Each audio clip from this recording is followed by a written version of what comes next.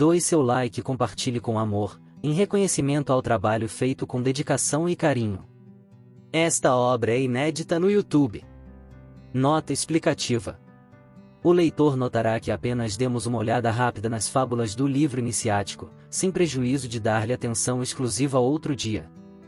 Por isso não detalharemos a sugestiva aventura do pescador, intimamente ligada à da Atlântida. Veja o Véu de Ísis ou As Mil e Uma Noites Ocultas desta biblioteca. Fim da nota explicativa. Aquele outro infeliz pai de família que consegue pescar do fundo dos mares a misteriosa caixa em que o gênio da magia tradicional estava aprisionado sob o selo de Salomão. Uma vez aberta esta caixa de Pandora, o gênio vai matá-lo para se vingar, disse ele, das ofensas que recebeu da humanidade, porque, querendo libertá-la de suas misérias, ela o havia continuamente desprezado. Mas o astuto pescador consegue, com o engano de uma certa pergunta no estilo das famosas perguntas de Otan a Mime no primeiro ato de Siegfried de Wagner, trancá-lo novamente em sua caixa, encerrando com ela toda a esperança de mais libertação.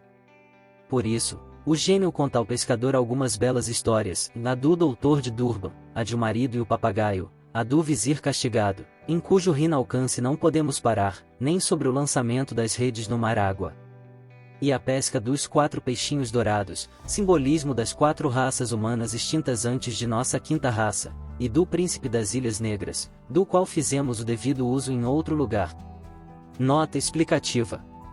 De Sevilha e Yucatán, viagem oculta pela Atlântida. Segunda parte, capítulo 11 seguintes, fim da nota explicativa.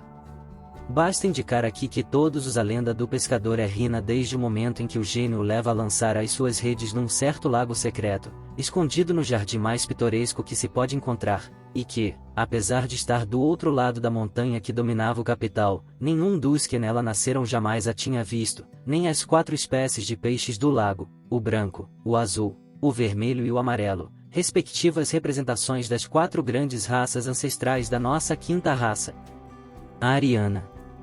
Além disso, por se tratar de Rina, o resto da história coincide com tantas outras que registramos em capítulos anteriores, como quando o sultão, maravilhado com as maravilhas que vira o peixe realizar, se lança, à noite em grande sigilo, para percorrer o caminho desconhecido da planície, até encontrar, depois de muito esforço, o palácio Atlante do Príncipe das Ilhas Negras, ou de Sim, percorrendo em apenas um dia, e por caminhos rinas, um roteiro em que, ao retornar ao modo humano, precisou passar 3 longos meses.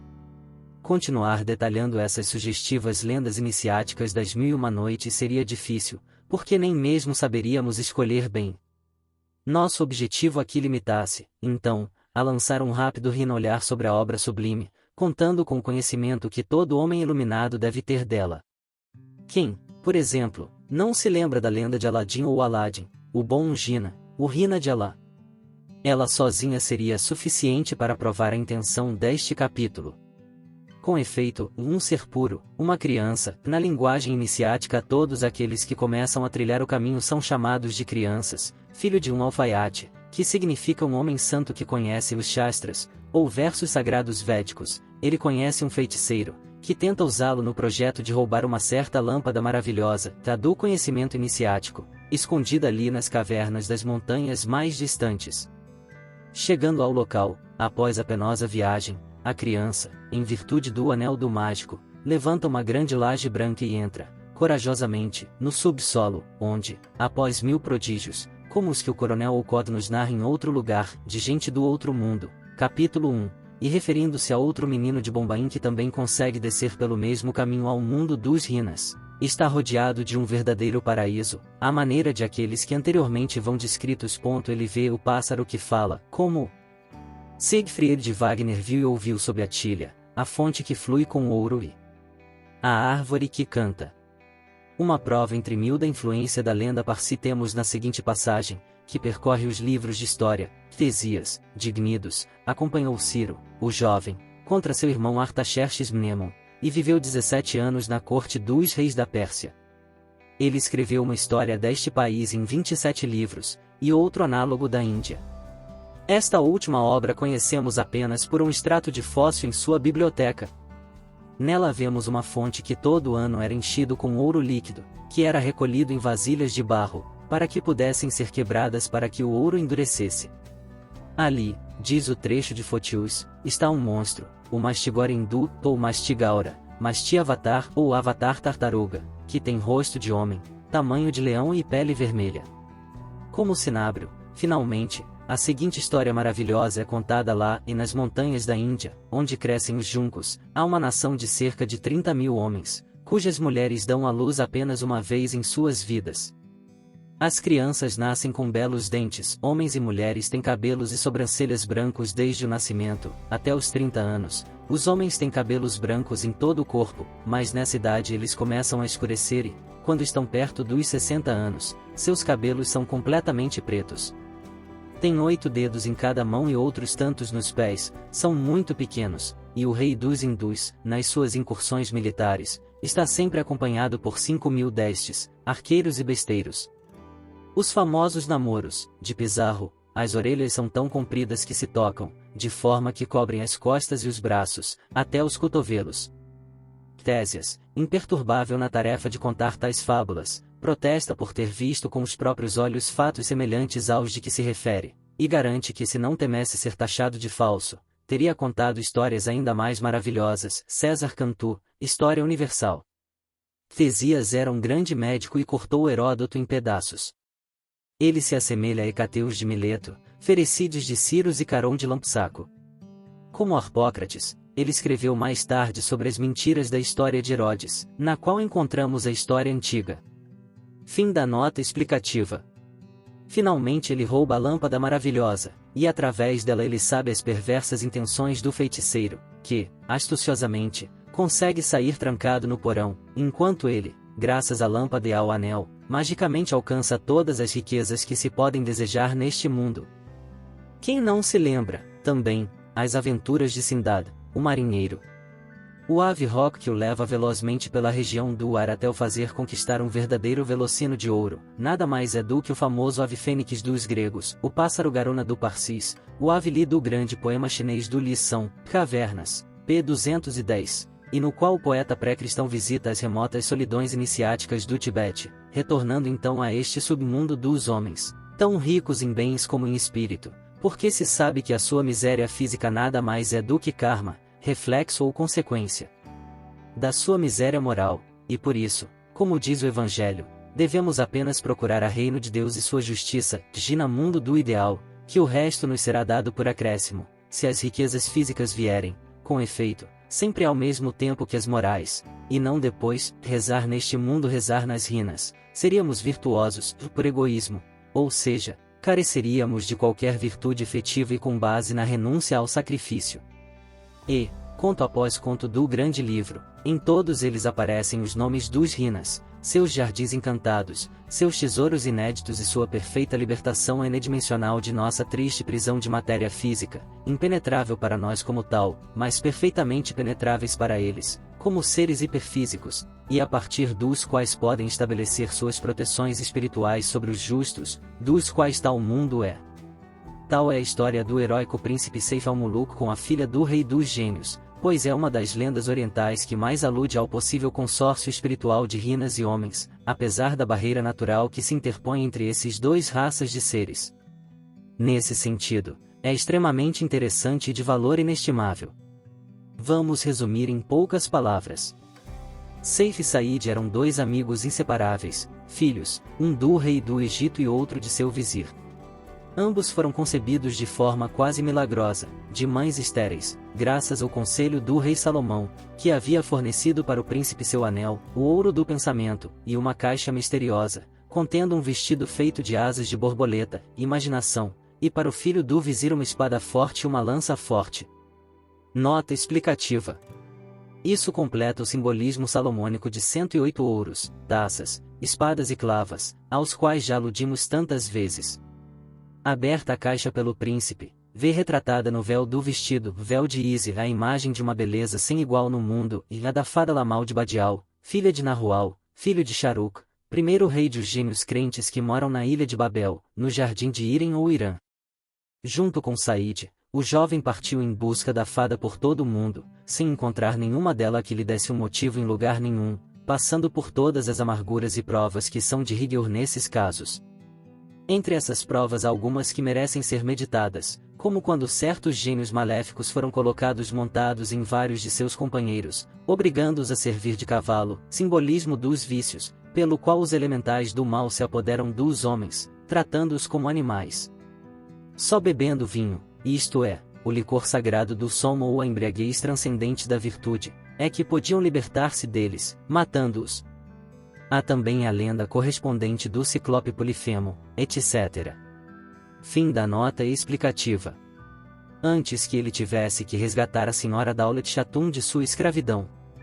Nota explicativa. Esta é a ninfa da matemática e da coordenação, por cujos cálculos ou catuns a sabedoria suprema é alcançada através da virtude.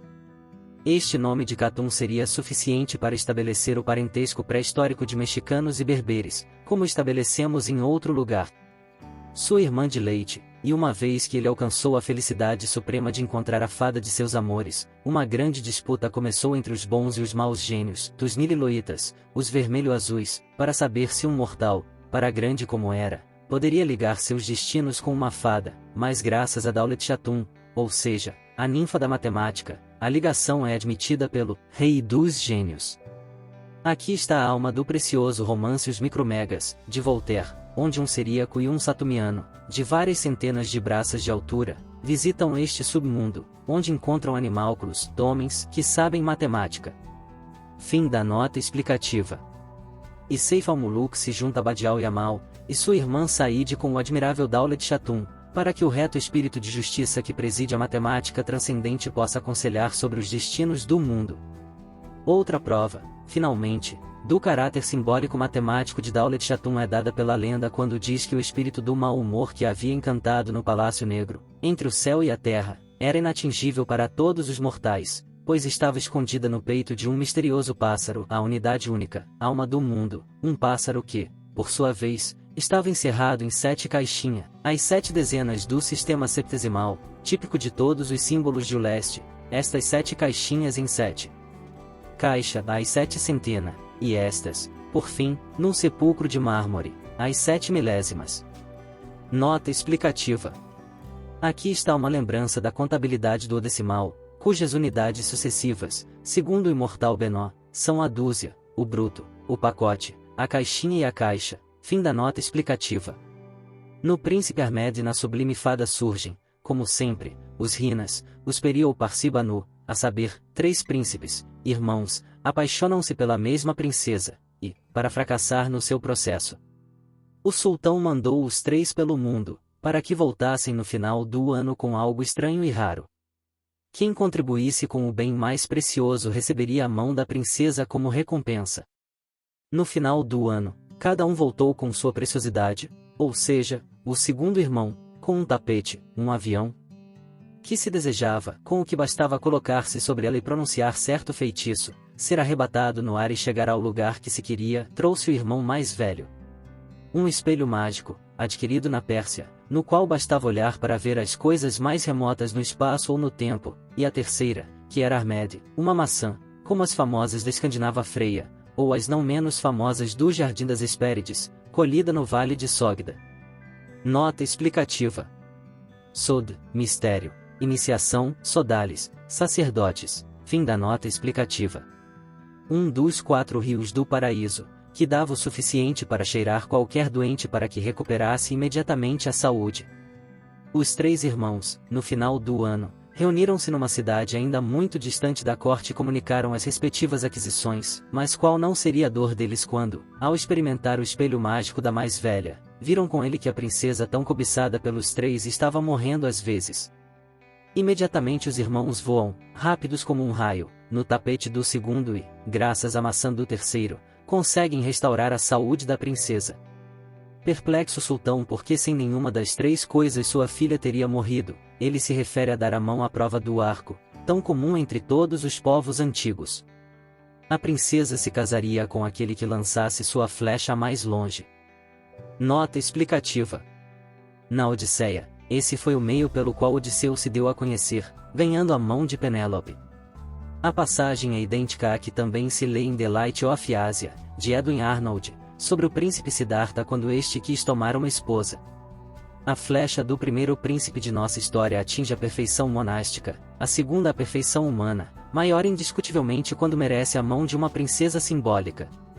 A flecha que vai mais longe, uma flecha aparentemente perdida, é a única capaz de conduzir ao supermundo dos deuses. Fim da nota explicativa. O Príncipe Zeyn Alasnam e o Rei dos Gênios é outra das melhores passagens dos gênios do grande livro. A dita lenda do Príncipe Zeyn Alasnam, ou do Príncipe Menmadijin, do Bom Dijin, lida corretamente ao contrário, como convém a todos os nomes arianos lidos à maneira semítica, circulou profusamente por toda a Espanha em uma das mais belas folhas de cordão, sob o título de Príncipe Selim de Balsora e o Anel Prodigioso. O príncipe, filho de um grande rei iniciado, descobre, através de um velho pergaminho legado por seu pai, um imenso subterrâneo, onde, além das gemas conhecidas em subterrâneos deste gênero, surgiu uma rotunda com 8 maravilhosas estátuas, verdadeiras musas daquela recinto encantado, e um pedestal vago consagrado para uma 9ª estátua, que, a conselho de um venerável velho que lhe apareceu em sonho, o jovem deve conquistar indo para a terra do Egito, o berço, junto com a Pérsia, de toda magia do Ocidente. Da capital daquele país, o jovem passa, guiado por um mentor companheiro de seu pai, a Ilha dos Gênios, ilha sagrada idêntica à Ilha Branca, não poucas vezes descrita por H.P. Blavatsky, mas não antes de ter passado pelas infindáveis provas que são rigorosas para todos os neófitos do ocultismo. Na ilha é recebido pelo Rei dos Gênios, que lhe dá um certo espelho mágico com o qual tem de viajar pelo mundo até encontrar uma companheira digna, algo que saberá olhando sempre para o espelho, porque se o espelho, que não é outro senão o da consciência, se embaçasse, seria a prova de que o caminho seguido era falso e reto quando o espelho não embaçou. Depois de 1000 aventuras perigosas, ele finalmente encontra a jovem desejada, diante da qual o espelho mágico não embaçou, e tendo celebrado o noivado com ela, o Rei dos Gênios exige que ele a entregue como pagamento por seus bons serviços e que ele volte para sua casa, Balsora, em cujo subsolo encantado ele encontrará a 9ª estátua desaparecida. O jovem cumpre-o assim, embora com terrível sacrifício, e ao regressar ao seu reino e ao subterrâneo, encontra com indescritível surpresa sua amada como uma 9ª estátua, coroando o pedestal vazio. O simbolismo desta lenda é um dos mais transparentes que pode existir sobre o processo de iniciação, ao longo do qual, e à custa de penas, a alma do homem consegue descobrir o seu Osíris, único espírito supremo, com quem acaba por casa-se misticamente quando o cadinho da dor o purificou completamente de todas as suas paixões animais, realizando assim o ideal supremo dessa evolução humana que conduz ao mundo dos super-homens. Príncipe Unzalmulud Ward Fil Akman, filha do vizir, é uma lenda que contém o mesmo simbolismo das anteriores, embora nela apareçam algumas particularidades que devem ser apontadas. A mais característica é aquela relacionada com a fortaleza construída pelo pai da donzela, o vizir de Sachemé. Lanek, no inacessível Monte Takla, Monte Órfão, o retiro solitário, em uma ilha no meio do Mar Branco ou Mar Polar, nem mais nem menos que a Ilha Branca de que H.P. Blavatsky fala como o retiro mais exaltado do grande loja de iniciados que governa o mundo. O príncipe, para chegar lá, primeiro alcança o habitual impossível, entre eles, como Pan e Apolo, domesticando com a fala a palavra sagrada, os animais que tentam interrompê-lo. Um eremita o ajuda a tecer a rede ou tecido, com o qual ele pode finalmente subir ao castelo. Outro detalhe é a multidão de pássaros que cercam a senhora no castelo e que falam prodígios como Sigfredo, anunciando ao príncipe Unzolnu o único as glórias de Ward ou Auraura, sua amada, que jaz no castelo inacessível, como Brunilda em sua rocha cercada por chamas. A capital Ispahan joga na história, que está tão intimamente relacionada, apesar de nossa filologia de topos, que se mantém com a da Espanha. A multiplicidade de versos com os quais a história é animada são acréscimos posteriores com um agradável sabor árabe. Para finalizar, então, este brevíssimo olhar sobre a primeira obra ficcional do mundo em tempo e mérito, digamos 2 palavras sobre o conto mais genuinamente rina que contém, a saber, o do príncipe Camaralzaman e da princesa Badura, onde homens, fadas e gênios coexistem. O príncipe Camaralzaman, por resistir a contrair um casamento de estado, foi preso por seu pai, como Sigismundo de Calderon, em uma torre solitária. A fada Mainum o surpreende dormindo, e maravilhada com tamanha beleza sobre-humana, comunicou seu espanto a um amigo gênio, que lhe disse, tão belo quanto é o príncipe persa, infinitamente mais belo é minha princesa Badura, que, por semelhantes resistências perante todos os casamentos de conveniência que os pais lhe querem impor, vive também, longe de todo olhar humano, confinado num exílio estreito. Você é um tolo, irmão gênio, se tentar me fazer acreditar que sua princesa tem metade da beleza do meu príncipe. Com isso, a gentil fada e o teimoso gênio começaram uma terrível discussão. Para resolver isso de uma vez por todas, eles concordaram em colocá-los lado a lado, durante o sono, mas a discussão assumiu caráteres muito sérios, pois, mesmo vendo-os juntos, adormecidos, a fada e o gênio continuaram em suas armas a respeito daquelas beldades tipo. Contribuamos, pois, com o prêmio de beleza a quem tiver maior beleza moral, isto é, para aquele que, acordado, se mostra mais terno e amoroso, pois não há beleza no mundo comparável à imarcessível beleza do coração. Ambas as entidades invisíveis concordaram. E agora, eles não apenas os reuniam quando os dois príncipes dormiam lado a lado sob o memendro mágico, mas também os acordavam alternadamente. Mas tais eram as provas de amor supremo que um jovem dava ao outro, da maneira mais casta, que a dúvida permanecia, como no início.